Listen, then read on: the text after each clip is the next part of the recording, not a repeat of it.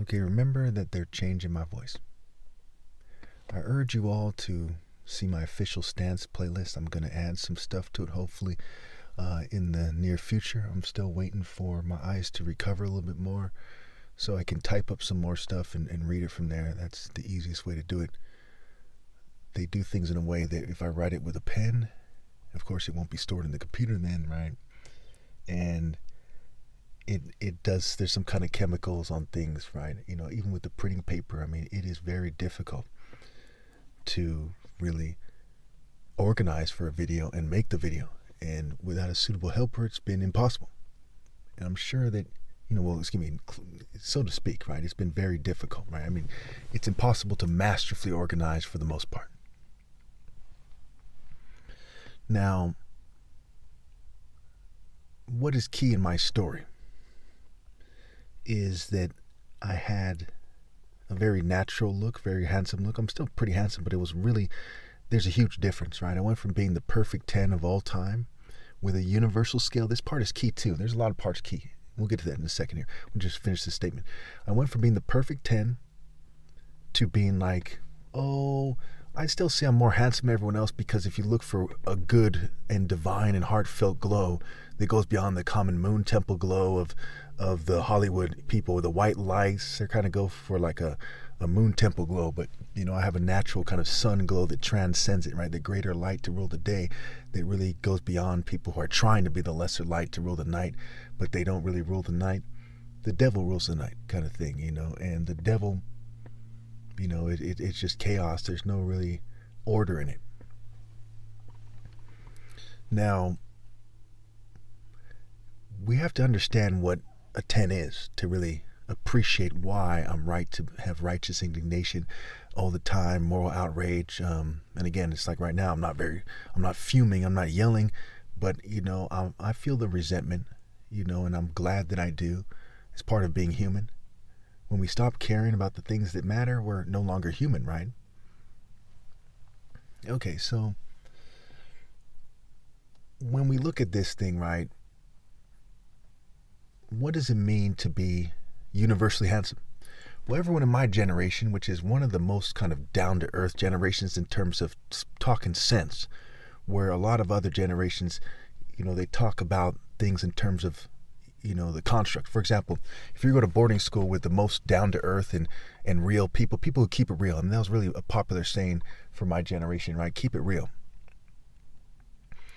That you'd see a bunch of weirdos at boarding school, a bunch of weird teachers, weird rich kids, who's come from a kind of frat background, right? Fraternities are weird, right? American Pie mixed with an English Royal or something, right?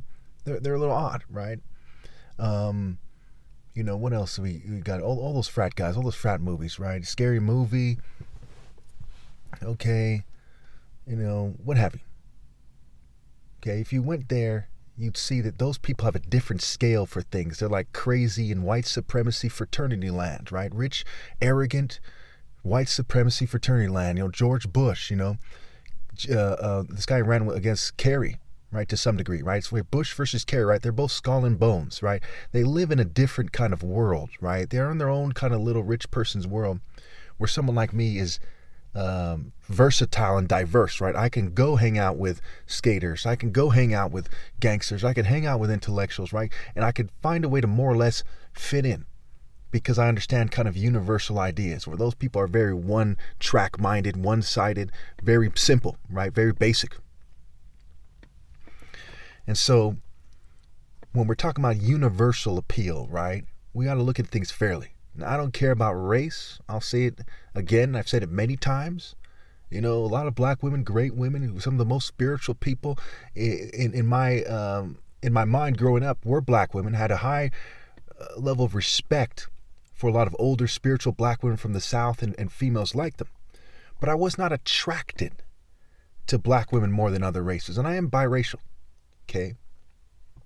Generally speaking, they weren't my cup of tea, but I'm attracted to them. I would love to have dated them. I'd date them still, right? But they weren't my number one choice, right? And some of it was the New World Order's conditioning, right? White supremacy, that's part of it, right? Women who are black at times, don't date black guys, but for the most part they do, from my experience. But women from other races really tend to have a low opinion of black guys, and that's that conditioning. Now, granted, a lot of black people are homeless, or they're drug addicts, or they're things that, are kind of universally kind of less appealing to an average fair-minded person. However, it's not as simple as, hey, they're homeless and you shouldn't give them a chance no matter what. That's sick. You got to judge people by the content, the character, and consider the circumstances, right? If I went homeless, I wouldn't want females to say, well, he's got to settle now. That's outrageous. I should never have to settle under any circumstances. We'll get to that. So key in understanding my story is understanding universal appeal and attractiveness, not white supremacy, not black supremacy, not any specific group's opinion. So I'll go as far as to say, with that in mind, America is very much a white supremacist nation and token minority nation, and they might very well not see it my way in terms of that word, and they would be wrong. Okay, the vast majority of them would be clearly wrong, and they'd start to see the details and they'd start to catch their mistake, but they might not admit it. And that's also the nature of people, right? They love gaslighting. They love narcissist activities. They love their hedonistic pursuits. They get all elated when people agree with them, and they get bitter when people don't agree with them. There's a lot of that, especially these days. So let's look at this universally. Why are there tanning salons? Why do people work on their tan on the beach? Because they're going for a certain shade, which was more or less the shade that I have, maybe a little bit darker than that, that I had historically. Now, keep in mind, again, I'm not claiming to be some supermodel right now or something. I'm 42 years old. Females had their chance to date me in my prime, in my glory, and they weren't smart enough to, except for just a couple women. One of them was a Persian woman, who's smarter than the vast majority of females. Okay. The other was a female who's black and Hispanic. And I don't think it's a coincidence. I don't think that's a coincidence. Okay, that's outrageous when, someone has to be your exact same race or be mixed too to want to date you. That's petty. Especially when Santa Cruz, I live in the Santa Cruz Mountains, right? Unincorporated Morgan Hill. Okay, and Santa Cruz, the city, is supposed to be the most accepting of differences like on the planet. It's just over the hill, right? It's supposed to be, but there's a lot of racism there too. But okay, I'm running out of time here, so let's just finish my train of thought here in regards to universal appeal. So people go to the gym. America has the most martial arts schools in the world. Okay, and they get tans. And we look for like symmetry, right? I used to have the perfect nose. They did something funny where my own nose is a little bit off now. I don't know if it's temporary or not. It's from getting the new glasses, whatever. They do things like that. They have things that will shape your body differently and change your face and so on and so forth. That's why so many people look the same these days. It's part of it is technology. It's nanotechnology. It's whatever other technology they have. I'm not the expert on that topic. And if somebody was honest and they're a scientist, I'd say, hey, go ahead and tell us all about it. Okay? Because that's what that person is an expert in that field if that was the case, right? Okay. So going back to universal appeal, right?